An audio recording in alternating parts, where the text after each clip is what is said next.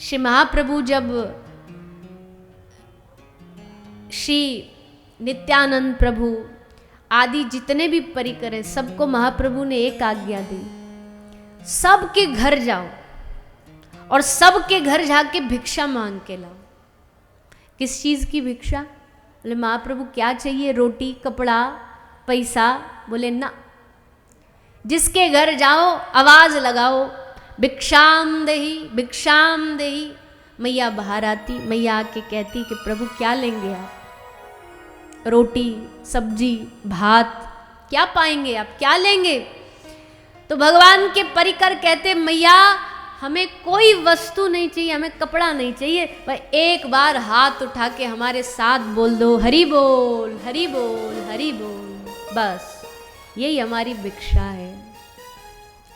दोनों हाथ उठा के मैया बोल देती हरि बोल, भिक्षा मिल जाती, फिर अगले घर पहुंच जाते। क्या लोगे बाबा? दाल आटा? बोले ना मैया, मेरी झोली में भिक्षा डालो, तुम एक बार हरि बोल गा लो, यही हमारी भिक्षा है। महाप्रभु ने इसी बंगाल की धरती से इस भिक्षा का प्रकल्प चलाया कि जिस घर जाओ उससे हरि बोल की भिक्षा मांगो, हरि बोल की मांग करो, हरि नाम की मांग करो। और ये हरि नाम एक ऐसी करेंसी है, हर देश की करेंसी हर देश में नहीं चलती। मान लो हम इंडियन पैसा लेकर के करेंसी लेके जाते अमेरिका, अब वहाँ क्या चलेगा? डॉलर चलेगा। पर मान लो हमारा वहाँ पैसा गुम हो जाए, हम जो लेकर के गए पैसा वो गुम हो जाए, चोरी हो जाए, अब दूसरा ऑप्शन क्या है? ये बोले अपना आजकल तो ये कार्ड वार्ड हो गए हैं, ऑनलाइन हो गए, ये करो। बोले वो भी खो गया हो, कार्ड खो गया, हमारा बैंक का जो अकाउंट वो ब्लॉक हो गया, अब क्या रास्ता बचा है? ऐसी कौन सी करेंसी है जो सब जगह चल जाएगी? बोले एक धन है सब जगह चलता, सोना, गोल्ड। आप सोना लेकर आप पहरे हुए हो, आपके शरीर पर हो, उसको जाकर के आप कहो भैया ये लो, इसके बदले पैसा दे दो हमको, यहाँ की करेंसी दे दो, तो वो मिल जाएगी। वैसे ही संसार में किसी के पास यज्ञ रूपी पैसा है, किसी के पास दान रूपी किसी ने कुछ फल कमाया है, कोई साधन किया है। ये साधन हर जगह चले ना चले कोई गारंटी नहीं है, पर हरि नाम का धन एक ऐसा धन है, ये सारे ब्रह्मांड में हर जगह चलता है। धरती पे भी चलेगा, स्वर्ग में भी चलेगा, ये भगवान के धाम में भी चलेगा, और तो और ये नरक में भी चलेगा।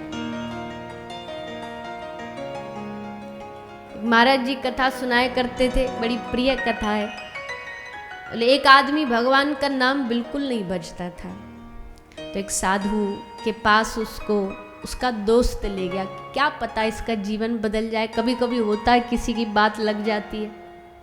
तो आगे महात्मा जी खूब प्रवचन दिए, बैठा बैठा बस सोता ही रहा। फिर बाद में मिलवाने लेके गया, बोले महाराज जी ये बिल्कुल आप भगवान का नाम नहीं लेता। तो महाराज जी ने पूछा भैया क्यों नहीं लेते भगवान का नाम? बोले क्या होता भगवान का नाम लेने से? भगवान थोड़ी आके हमें खिला देगा, कर्म तो हमको ही करने पड़ेंगे। और बड़े बड़े सिद्धांत देने लगा। महाराज जी बोले देखो भैया हम तुमसे कुछ नहीं कह रहे, पर एक साधु तुमसे झोली फैला के भीख मांग रहा है, एक बार हमारे कहने से तुम राम बोल दो। अब ये भी पक्का वाला एकदम नास्तिक था, बोले ऐसे कैसे बोल दूं? कई लोग होते ना वो बिल्कुल प्राण छूट जाए तो छूट जाए, पर भगवान का नाम नहीं लेंगे। जैसे कोई ठोकर लग गई, गिर गए, तो उसमें तो कहता ही है ना आदमी हे राम, या जो इष्ट हो वो याद आ ही जाता है। पर कई ऐसे होंगे वो गिरते पड़ते बोले अरे मैया मर गो। वहां ब्रज भाषा में बोलते हैं कि गिरते पड़ते भी उनके मुख से भगवान का नाम नहीं निकलेगा। तो महात्मा जी ने कहा भैया एक बार नारायण, एक बार राम बोल दे। बोला ना ना महात्मा जी मन नहीं है हमारा। महात्मा जी बोले मन नहीं तो तेरा कौन सा इसमें टैक्स लग रहा है? क्या तेरी जिव्या घिस जाएगी? ये समझ ले कि तूने एक साधु पे उपकार कर दिया। एक बार राम बोल दे। जब दोस्त आसपास वाले भी बोले अरे क्या बिगड़ जाएगा एक बार बोलने से, क्या तुम्हारा तो उसने कहा अच्छा ठीक है महाराज जी, आप कह रहे हैं तो बोल रहे हैं हम। बोले हाँ ठीक है बोलो। सब लोग कान लगा के सुनने लगे। बोले भारी नास्तिक आज भगवान का नाम ले रहा है। तो बोला लो, बोल दिया राम। महाराज जी बोले बस बन गया काम, अब हमको जो करना था हमने कर दिया, अब तू बस एक काम करना बेटा, संसार में धरती पर या कहीं भी दुनिया ब्रह्मांड में कोई तुझसे पूछे कि तूने एक बार राम नाम लिया था, बता इसके बदले में, इसके अवसर पे तुझे क्या चाहिए, फल में क्या चाहिए, तो अपने से कुछ मत मांग लेना, उस पे ही डाल देना। उससे कहना कि आप बताओ एक राम नाम के बदले जो मिलता वो दे दीजिए, ऐसा बोल के पीछे हट जाना। बोला इससे क्या मिलेगा भला दुनिया में, पर चलो ठीक है कुछ होगा तो देख लेंगे। और कह के चला गया। अब जीवन ऐसे ही उसका, फिर उसने कभी भगवान नाम नहीं लिया, पर एक बार लिया। मृत्यु उपरांत गया यमराज के पास। यमराज जी ने चित्रगुप्त को कहा लाओ इसका हिसाब किताब, डायरी पेन लाओ, बताओ पुण्य में कितना बैलेंस है, पाप में कितना। बोला महाराज जी पाप ही पाप में, पुण्य में तो कुछ है नहीं, एक ही है। इसने कभी जीवन में एक बार बोला है राम, तो एक ही इसकी खाते में बैलेंस है, बाकी तो सब नील है, बाकी सब जीरो है। यमराज जी बोले तो जो कम है पहले वो दे देते हैं, बता बेटा तुझे एक राम नाम के बदले पहले जो पुण्य चाहिए वो बता दे, फिर तेरे असल पाप वाला अकाउंट चालू होगा। अब जैसे उन्होंने कहा तो महात्मा जी की बात एकदम दिमाग की घंटी बजी।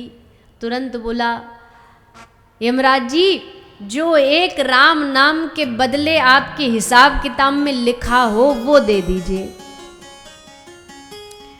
अब बेचारे यमराज जी भी कंफ्यूज हो गए, क्योंकि इन्होंने कभी ऐसा दृश्य देखा नहीं कि कोई इनसे ही आके पूछे कि एक का बदला जो मिलता वो दे दीजिए। यमराज जी बोले अगर इसको न्याय से नहीं दिया तो फिर यमराज जी अन्याय नहीं कर सकते कभी भी, नहीं तो गद्दी छिन जाएगी उनकी। वहाँ घपला और रिश्वत नहीं चलता है, एकदम न्यायपूर्ण रहना पड़ेगा। तो बोले क्या करें, ऐसे तो काम चलेगा नहीं, हमको पता ही नहीं, हमारे हिसाब किताब में लिखा ही नहीं है कि एक राम नाम के बदले क्या। एक काम करो इसको लेके ब्रह्मा जी के पास चलते हैं, उनसे पूछते हैं। तो श्री यमराज जी उस भक्त को अपने साथ लेके ब्रह्मलोक ब्रह्मा जी के पास गए। ब्रह्मा जी को बोला ब्रह्मा जी ये एक नई समस्या आई है हमारे सामने, आज तक तो कभी आई नहीं, एक राम नाम का फल बताइए। ब्रह्मा जी ने सबरे वेद पलट डाले, सारी पोथियां पलट डाली, ब्रह्मा जी को भी इस समस्या का समाधान नहीं मिला। ब्रह्मा जी बोले हमारे भी ये तो सब्जेक्ट आउट ऑफ सिलेबस जा रहा है, हमारे भी ये तो समझ में नहीं आ रहा। तो फिर बोले अब क्या करें। बोले एक काम करो, महादेव जी दिन रात राम राम जय श्री राम गाते रहते, उनको जरूर पता होगा। तो ब्रह्मा जी, यमराज जी और वो भगत जी जो था वो तीनों मिलके शंकर जी के पास गए। शंकर जी से कहा महादेव समाधान क्या, एक राम नाम का फल बताओ। आपने तो आज तक कितने कितने अरबों नाम लिए, एक राम नाम का फल बताओ। महादेव हंसे। महादेव हंस के बोले हम राम नाम फल के लिए नहीं लेते, हम तो अपनी मस्ती के लिए लेते हैं, हमने कभी सोचा ही नहीं फल की ओर, ध्यान ही नहीं दिया, हम पढ़ते ही नहीं फल वल के चक्कर में, हम तो अच्छा लगता है नाम लेना, मजा आता है हमको, इसलिए हम लेते हैं, हमें नहीं पता। अब लो जी इनको भी नहीं पता, तो अब कौन समस्या का समाधान करेगा। बोले अब तो एक ही तरीका है, जिसका ये नाम है उसके पास चलो।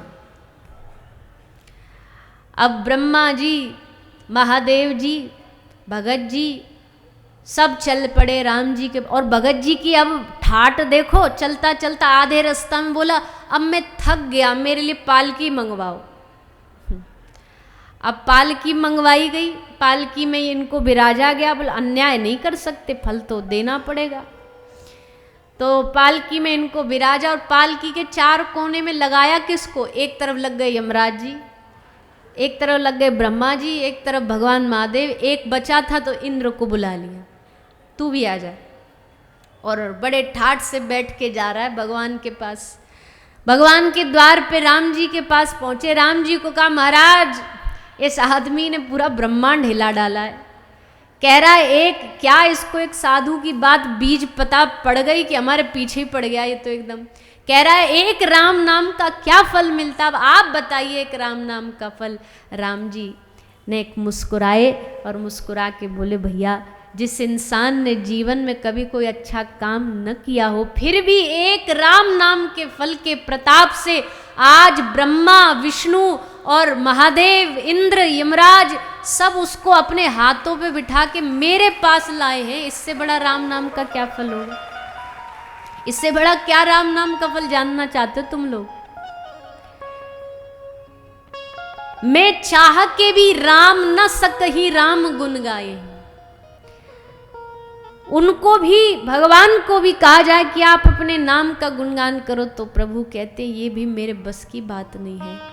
सोचो भगवान का नाम कितना शक्तिशाली है, और उसके बाद भी हम भगवान का नाम लेने में रुचि नहीं रखते। बाकी कोई हमें तामझाम उल्टी सीधी तंत्र मंत्र कुछ बता दे तो वो तो कर लेंगे, पर नाम जपने से क्या होता भैया? नाम जपने से ही कल्याण होता है।